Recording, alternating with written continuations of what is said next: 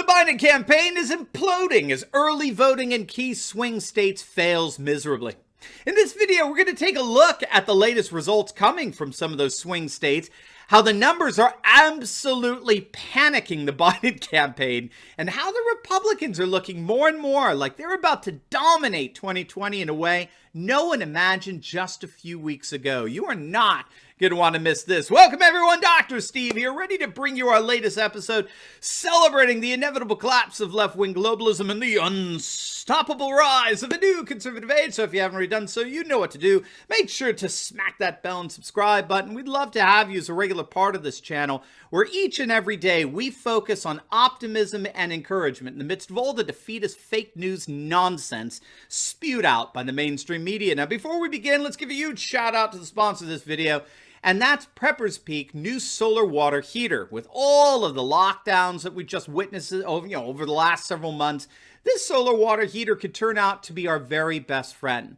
The solar water heater is an amazing device. It allows you to heat and boil water outdoors using simply sunlight. It can heat water in as little as 30 minutes, and it'll work anywhere the sun shines. You can use it to boil water. You could use it to cook noodles and rice. You could use it to sterilize water for drinking, for campers. It's wonderful. It's easy to clean. It can be used anywhere there's sunlight. And the best part is that if you click on the link below, you'll actually get an additional 15% off their already reduced price. So don't wait. It is a limited time offer. Click on that link below before they sell out and get your own Patriot Sun cooker today. All right, gang, let's dive right in here. Wow, we are starting to get the data in on early voting.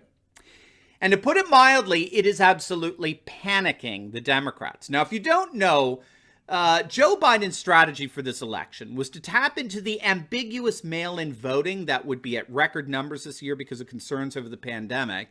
The Democrats would outperform the Republicans overwhelmingly in the early voting. The Republicans would come back on Election Day on November 3rd for in-person voting, but then the Democrats would just make up the difference and then some with late vote counting. Okay, so that was Biden's strategy. And in order for it to work, Biden has to have a massive lead over Trump in the key swing states going into November 3rd. If he doesn't, all bets are off. I mean, the strategy basically implodes. The strategy is based on the narrative that Biden is trouncing Trump in the early voting and particularly in the swing states. And so the data is coming in on early voting. And guess what we're seeing? We're seeing nothing less than a total collapse in that electoral strategy, a total collapse. Nowhere are we seeing this collapse more evident than in the key swing state of Michigan. Right now, as we stand, Joe Biden is losing Michigan. Trump is up over Biden in Michigan 40% to 38%. And that's assuming that the Democrat ballots are all voting Biden. And that's a big assumption. It's not so much on the part of the Republicans because Trump got 94% of the Republican vote in the primaries. He got 3 times the vote share that Barack Obama got back in 2012, which was the last time we had an incumbent running for re-election. So we're safe to assume that 90% plus of the GOP ballots are all for Trump. But what about the Democrat ballots? You see, this was the huge assumption back in 2016 that Democrat ballots backed Hillary Clinton. And just to put this all in perspective, let's take a walk down memory lane, shall we? Take a look at this. This is a Reuters piece published at the end of October 29th, 2016. Here's how the piece starts. With 11 days to go before the U.S. presidential election, Democrat nominee Hillary Clinton leads Republican Donald Trump by 15 percentage points among early voters surveyed in the past 2 weeks, according to the Reuters Ipsos States of the Nation project. Though data is not available for all early voting states, Clinton enjoys an edge in swing states such as Ohio and Arizona, and in Republican Party strongholds such as Georgia and Texas. An estimated 19 million Americans have voted so far in the election, according to the University of Florida's United States Election Project, accounting for as much as 20% of the electorate. Overall, Clinton remained on track to win a majority of votes in the Electoral College, the Reuters Ipsos survey showed. So everyone just assumed that the Democrat ballots were overwhelmingly voting for Hillary. However, when the dust cleared after November 8th, and the pollsters and pundits were reeling with shock to their core, having trying to figure out what happened, we found that there were nearly 200 counties that had voted for the Democratic presidential candidate in every election since 1984 by a 20-point margin that suddenly swung over and voted for Trump by a comparable 20-point margin. There were counties after counties after nearly 200 of them in Wisconsin, Iowa, Michigan, Pennsylvania, Minnesota that voted for Mondale and Dukakis and Clinton twice and Al Gore and Kerry and then Obama twice.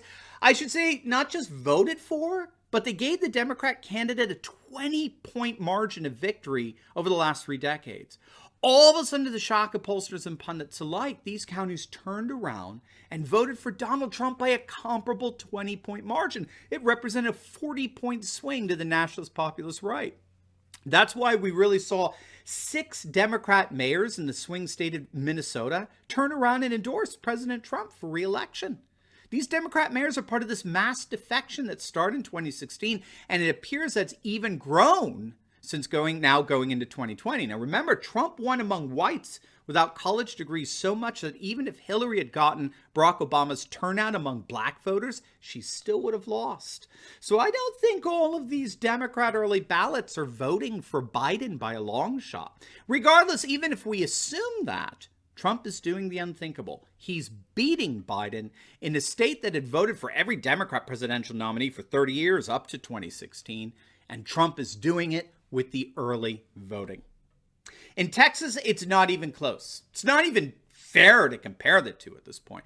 Trump is blowing Biden out of the water by 10 points, 51 to 41%. In fact, Biden is performing significantly worse in Texas than Hillary did by well over 30 points. Again, just to give you a sense of things here, Hillary was beating Trump by nearly 20 points with the early voting in Texas 4 years ago. That's how badly Joe Biden is doing there right now. Now, there's another problem for the Democrats with regard to their early voting strategy, and that's the collapse of the youth vote. But first, as you can see, we have got some pretty awesome t-shirts and merch available by clicking on the link below in the pinned comment section. I'm wearing my personal favorite, my Sleepy Joe Biden shirt, and you can get yours as well. We've got some awesome merch celebrating all things nationalist, populist, and traditional. Just click on that link below and use the code Turley20 for 20% off all t-shirts and merch. But it's a limited time offer, so don't wait. Click on that link below and get your own Sleepy Joe t-shirt and other awesome merch celebrating the rise of a new conservative age today. All right, so let's look at the youth vote. According to the early vote tallies thus far, the 18 to 29-year-old college youth vote that the Democrats have become so dependent on has collapsed. Check this out. Quote, in Philadelphia, home to Temple University, Drexel UPenn, and LaSalle University, the 18 to 29-year-old youth vote has gone from 23.1% in 2016 and 12.5% in the midterms to 11.7% in 2020 now. Gang, that's a collapse. That's an implosion. Biden's coalition is collapsing before our very eyes. And it's not just Pennsylvania. Check this out. In Dane County, Wisconsin, home to University of Wisconsin-Madison, one of America's most liberal college towns, the youth vote has declined from 8% in 2016 to 7.3% now.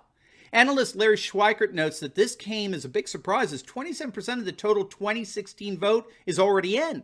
And the Wisconsin youth vote was expected to be energized. And so Schweikert has a fascinating prediction here. He's noting that because college campuses are empty this year, more or less, right?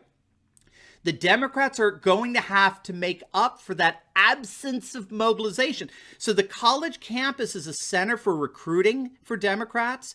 And if there's nobody on campus to recruit to go and vote in person, right, then on election day, November 3rd, it's going to be a bust in terms of the 18 to 24-year-old college-age vote. That means, according to Schweikert, that if the Democrats are going to make up for that deficit, they need to have a 30% higher mail-in ballot return among college voters to make up for the shortfall on election day. The Democrats are so far behind that number right now that we may in fact be seeing the college-age vote, the so-called young people's vote, collapse by 2/3. One of the Democrats' major voting constituencies may end up falling short of their 2016 vote tally by 2/3 this year. It's a total disaster. Absolutely stunning fail on the part of the Democrats. And again, keep in mind, Pennsylvania and Wisconsin are key swing states that Biden absolutely needs to win this election. And it gets even worse for the Democrats. You ready for this?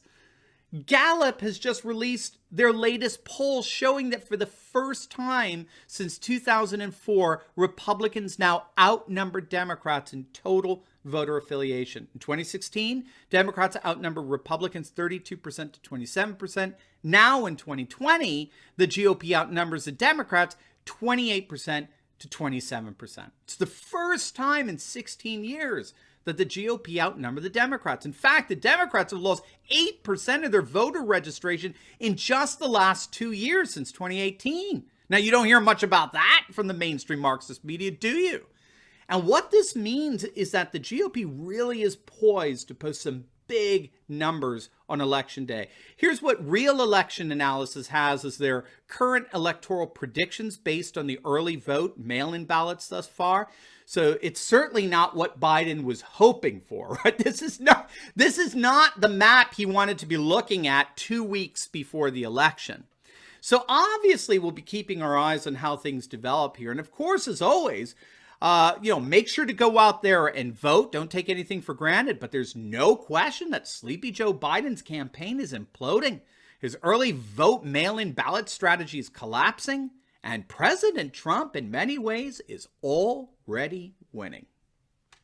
Now, before you go, make sure to like this video, comment down below, and subscribe to my channel. And you will definitely want to check out my latest video I just uploaded on how the Democrats are in a full-blown panic as more Hunter Biden emails and revelations are coming out this week. You are not going to want to miss it. So make sure to click on the link, and I will see you over there. God bless.